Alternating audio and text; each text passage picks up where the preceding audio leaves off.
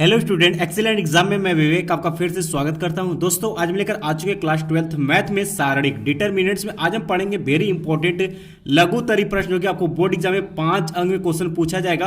और आज की क्लास में जितने भी 5 अंक के क्वेश्चन बताएंगे वो बहुत ही इंपॉर्टेंट होने वाला है, यानी कि 2021 से पूछे जाने के 100% चांस रहेंगे। इससे सभी क्वेश्चन को बहुत ही ध्यान देखिएगा और अच्छे से इसको भी एक्सरसाइज कर लीजिएगा।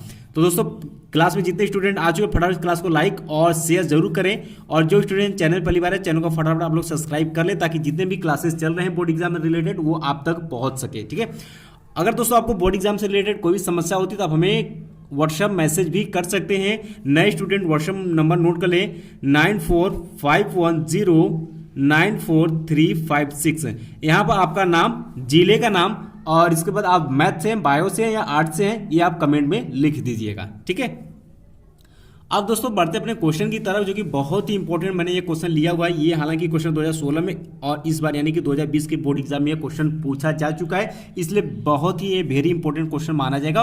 और हर बार मैं यही कहता हूं कि पिछले साल यानी कि 2020 में जितने भी क्वेश्चन आए उससे 30 से 40% सवाल आपका सेम बनता है। ठीक है, कम से कम 30% तो आपसे पूछेगा ही पूछेगा, इसलिए अच्छे से तैयार रखिएगा 2020 के सभी क्वेश्चन को। तो क्वेश्चन हमें दिया हुआ है कि सिद्ध कीजिए कि ये आपको डिटरमिनेंट्स यानी सारणिक हमें दिया हुआ है 13, 14, 15, 16, 17, 18, 19, 20, 21 बराबर 0 हमें ये सिद्ध करनी है। ठीक है, तो यहाँ से हम लोग ले लेते हैं लेफ्ट हैंड साइड और कुछ यहाँ पे पॉइंट नोट करा देते हैं जो नए स्टूडेंट है या जिसको कुछ नहीं पता उनके लिए। देखिए, इसको हम बोलते थे कि ये जो खड़ा खड़ा लाइन है इसे हम स्तंभ बोलते हैं। इसको हम बोलते हैं, देखिए इसको बोलते हैं हम लोग स्तंभ। ठीक है, और अंग्रेजी में इसको क्या बोलते हैं, कॉलम बोलते हैं। और इसको जो बोलते हैं, ये जो ऐसे बेड़ी बेड़ी है इसको हम बोलते हैं भाई पंक्ति बोलते हैं। ठीक है, पंक्ति बोलते हैं, इंग्लिश में इसे हम क्या बोलते हैं, रो बोलते हैं। ठीक है, तो इस चीज को आप ध्यान में रखिएगा। बात के लिए इतना क्लियर हो गया। और एक बात और सुन लीजिए ध्यान से, इस वाले पंक्ति को ध्यान से नहीं, इस वाले स्तंभ को या इस वाले कॉलम को हम C1 नाम देते हैं, इस वाले को C2 और इस वाले को हम C3 कहते हैं। इसी तरीके से इसको, इस वाले पंक्ति को यानी कि इसको हम R1 का नाम देते हैं, इसको हम R2 बोलते हैं और इसको हम R3 बोलते हैं। तो जहां पर R2 R3 का नाम लेंगे या C1 C2 का नाम लेंगे तो आप समझ जाइएगा कि इसको हमने बोला हुआ है। बात क्लियर है, इतना समझिए। अब आइए शुरू करते हैं, अपने क्वेश्चन की तरफ बढ़ते हैं। तो यहाँ से हम लोग लेफ्ट हैंड साइड ले लेते हैं और इसको हमें प्रूव करना 0। तो दोस्तों आपको पता होना चाहिए एक बेसिक इसका तरीका होता है, बेसिक इसका आप प्रसार करना जानते हैं कि नहीं जानते, जरूर हमें कमेंट बॉक्स में कमेंट करिएगा, क्योंकि ये बहुत इंपॉर्टेंट है। यानी कि अगर आपसे नियम के अनुसार, इसमें 6-7 नियम होते हैं सारणिक में, तो वो अभी तो मैंने डिस्कस नहीं किए, बट आपके पास जो भी बुक है उसमें आप सारणिक का नियम पढ़ लीजिएगा। उसी सारणिक के नियम से इस क्वेश्चन को हम सरल करेंगे। और एक एकदम देसी प्रसार होता है, जो कि आप जानते हैं कि इसको लेंगे तो इसको छोड़ेंगे, इसको छोड़, इसका गुणा इधर, इसका गुणा इधर, फिर इसको लेंगे तो इसको छोड़ देंगे, इसका गुणा इधर, इसका गुणा इधर, इस तरीके से किया जाता है। अगर ये प्रसार मतलब कि ये बेसिक प्रसार आपको पता है कि नहीं, इसके लिए आप हमें जरूर कमेंट बॉक्स में कमेंट करिए, क्योंकि हो सकता है कि बोर्ड एग्जाम कुछ ऐसा क्वेश्चन मिल जाए जो कि आपको अगर नहीं आ रहा है तो कम से कम आप बेसिक प्रसार अगर जानते रहेंगे तो भी आप इसको कैलकुलेट कर लेंगे। और लास्ट में आप नहीं पूरा कैलकुलेशन नहीं कर पाते, लास्ट में अगर 0 भी रख देते हैं तो भी आपको 5 में से 4 अंक आसानी से मिल जाएंगे। इसलिए इस चीज को जरूर हमें कमेंट बॉक्स में कमेंट करिएगा। ठीक है, अब आइए शुरू करते हैं यहाँ पर। तो इसके लिए बहुत ही सिंपल सी बात है कि इसको क्या करते हैं कि किसी पंक्ति को या रो को हम 1 बनाते हैं। इस वाले को मान लेते हैं, इसको हमें मान लेते हैं 1 बनाते हैं। यहाँ से हम करेंगे क्या कि R3 को, देखिए ये R3 है, तो R3 को हम जब लिखेंगे भाई तो R3 माइनस R2 करके लिखेंगे। और ध्यान सुनिएगा, और R2 को जो है वो R2 माइनस के R1 करेंगे। इस तरीके से आप लिखिएगा, या फिर आप इस तरीके से भी लिखिए। ये मैंने यहाँ पर पहले आप इसको करिए R2 वाले को, फिर लास्ट में वाले में और यहाँ पर लगाइए, और R3 वाले को लिखिए। R3 को हमें लिखना है R3 माइनस के R2। ध्यान समझिएगा मैंने क्या कहा, हमें 1 बनाना ताकि हमारा जो प्रसार है वो बहुत सिंपल हो सके। तो इसके लिए करते क्या, देखिए ये हमारा क्या R2 है। अगर हम R2 को R2 जो ये देखिए R2 है, R2 में से R2 की जगह पर R2 में से R1 को हम घटा कर लिखते हैं, और R3 जो है R3 में से R2 को हम घटा कर लिखते हैं। ठीक है, तो यहाँ से जो नया हमारा डिटरमिनेंट्स बनेगा यानी कि नया सारणिक जो बनेगा वो आएगा इस तरीके से। देखिए R1 को तो वैसे लिख देना है 13, 16 और 19 जैसा वैसे, लेकिन R2 जो है, ध्यान सुनिएगा, जो R2 है भाई, इस R2 को क्या करना है, इसमें से इसको घटा देना है, यानी कि R2 ये है तो 14 में से 13 को घटाएंगे तो कितना बचेगा, 1 बचेगा। 17 में से 16 को घटाएंगे कितना बचेगा, 1 बचेगा। 20 में से 19 गया, 1 बचा। तो ये आपका R2 आपने लिख दिया। R3 को लिखने के लिए क्या करना है, R3 में से R2 घटा देना है। R3 ये है, R2 आपका ये है, तो 15 में से 14 गया, 1 बचा। 18 में से 17 गया, 1 बचा। 21 में से 20 गया, 1 बचा। कुछ इस तरीके से आपका आ गया, ठीक है। अब इतना आ गया। अब दोस्तों या तो चाहे तो आप प्रसार करेंगे तो भी इसका वैल्यू पता क्या आएगा, 0 आएगा। क्यों, क्योंकि आप यहाँ पर लिखिएगा चूंकि, दिखाइएगा चूंकि सारणी की 2 पंक्ति क्या है हमारा, सर्वसम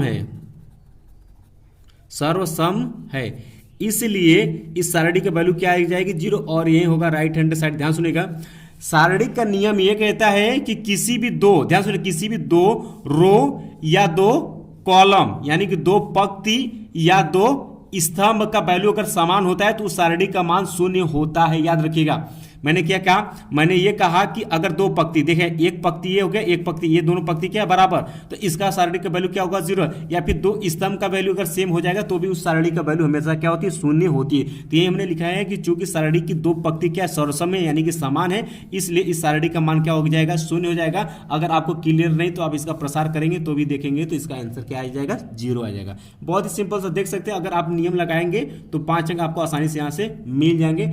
एकदम 1 या 2 मिनट में आपको क्वेश्चन सरल कर लेना है। आइए अगला क्वेश्चन देखते हैं। अब दोस्तों जो हमने क्वेश्चन नंबर 2 लिया हुआ, ये इतना इंपॉर्टेंट है कि ये 2021 में आने की पूरी संभावना, इसलिए इस वाले क्वेश्चन को आपको अच्छे से तैयार कर लेना है।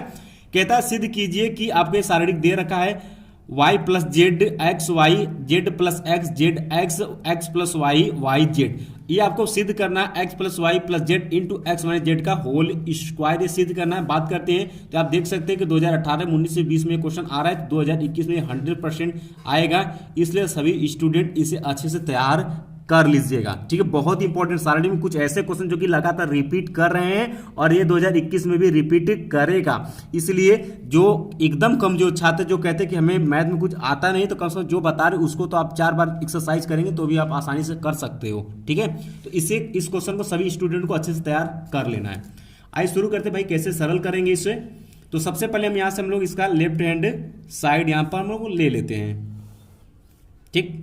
तो लेंगे तो क्या आ जाएगा, y प्लस जेड है, z plus X, X plus Y, और यहाँ X Z Y, Y X Z. अगर दोस्तों कोई भी क्वेश्चन आपको सिद्ध करने के लिए दिया रहता है तो सबसे पहले आप राइट हैंड साइड को देखिए, उसके बाद उसी पैटर्न पर आपको सरल करके लाना होता है। ऐसा नहीं कि बस आप करते गए, ये नहीं। देखिए यहाँ पर क्या दिया है, X plus Y plus Z और एक्स माइनस जेड का होल स्क्वायर, कुछ इस टर्म में हमें लाना है। तो कहने का मतलब देखिए, ध्यान सुनिए, यहाँ पर वाई प्लस जेड, अगर यहाँ पर प्लस एक्स जोड़ देते तो एक्स प्लस वाई यहाँ पर भी होगा, और यहाँ देखिए जेड प्लस एक्स है, ठीक है। और यहाँ पर अगर जोड़ते हैं y अगर जुड़ जाए तो हमारा काम बन जाएगा, और यहाँ पर अगर z जुड़ जाए तो हमारा x प्लस वाई जेड यहाँ से काम ले लेंगे, तो यहाँ से हमारा ऑलरेडी हो जाएगा, ठीक है। तो सबसे पहले करते क्या, देखिए सभी को जोड़ देते हैं। सभी को जोड़ने का मतलब है कि दोस्तों कि यहाँ देखिए R1 को जो लिखते हैं, इस वाले R1 को हम क्या लिख सकते हैं, R1 plus R2 plus R3 का प्रयोग करने पर, तो ठीक है, कर देते हैं भाई। तो अब ध्यान से समझिएगा, जब प्रयोग करेंगे तो देखिए सभी को जोड़, देखिए ये आपका क्या हो गया, R1, ये आपका R1, ये आपका R2, ये आपका R3 हो गया। बात क्लियर है।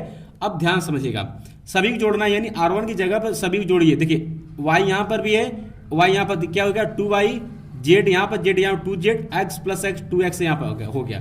तो नया जो सारणी बनेगा वो 2 कोष्ठ में हो जाएगा, x plus Y plus Z. तीनों को हमने जोड़ा हुआ है, जोड़ेंगे तो आपका यही आएगा, 2 हमने कॉमन ऑलरेडी ले रखा है, ठीक है। इसी तरीके से दोस्तों यहाँ पर भी जोड़ेंगे, इसके लिए ध्यान सुने, इसके लिए भी जोड़ेंगे तो यहाँ पर क्या आ जाएगा आपका x plus Y plus z आ जाएगा, और इसी तरीके से यहाँ पर भी जोड़ेंगे तीनों को, तो यहाँ पर भी x प्लस वाई प्लस के जेड आ जाएगा, और बाकी को सेम को जैसा है तैसा है उसको लिख देते हैं, ठीक है। यहाँ पर जेड हो गया, यहाँ पर वाई हो गया, यहाँ पर x हो गया, यहाँ पर आपका जेड हो गया, इतना हो गया। अब दोस्तों आपको कुछ कॉमन दिख रहा है। अब देखिए यहाँ पर आपके R1 में से x plus Y plus Z common दिख रहा है, कॉमन ले लेते हैं। तो लिखेंगे यहाँ से कि R1 में से x plus Y plus Z जो है उभयनिष्ठ लेने पर, इतना आप भी बोर्ड एग्जाम में लिखेंगे तब आपको अच्छा नंबर मिलेगा। लेने पर। तो यहाँ से R1 से लेंगे तो भाई क्या निकल कर आएगा, x plus Y plus Z आपका निकल कर आ चुका।